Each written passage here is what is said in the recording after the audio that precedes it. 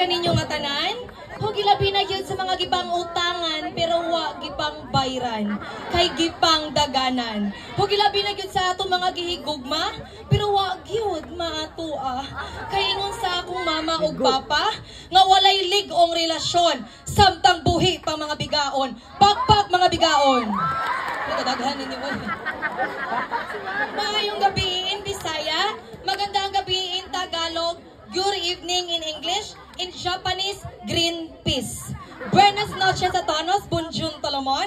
Or should I say good evening France, ladies choice in mayonnaise.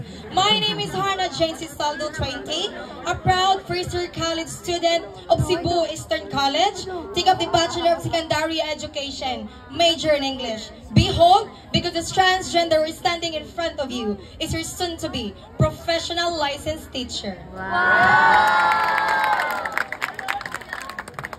At we all know that it is a pageant. There are distinguished board of judges. Good evening, beautiful ma'am.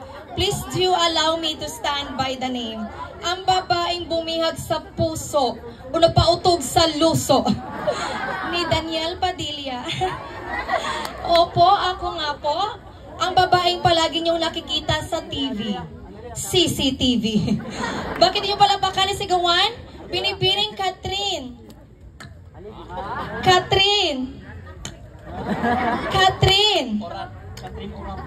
Catherine Bernardo Jr. 14 sa baluta, Bong Rebilla.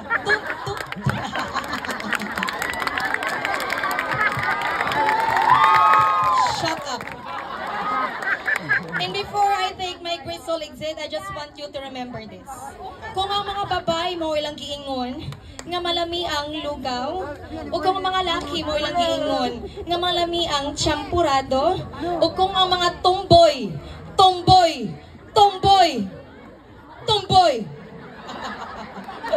mo ilang giingon nga malami ang sopas, puwes, ang mga tomboy sad, mausa na sila ilang giingon nga mga mami minger.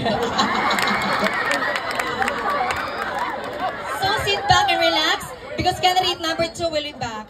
And candidate number 2 saying, para sa atong mga judges, sa atong mga gwapa nga judges, judge number 1, judge number 2, judge number 3, number 4, or number 5. Timan-inin ninyo. Kung ako, dili padagon sa inyong kagabion, ikahuman sa kalingawan, nanamoy pamation. Maayong gabi. Thank you so much, candidate number 2. Ladies and gentlemen, let's put our hands together for candidate number 3.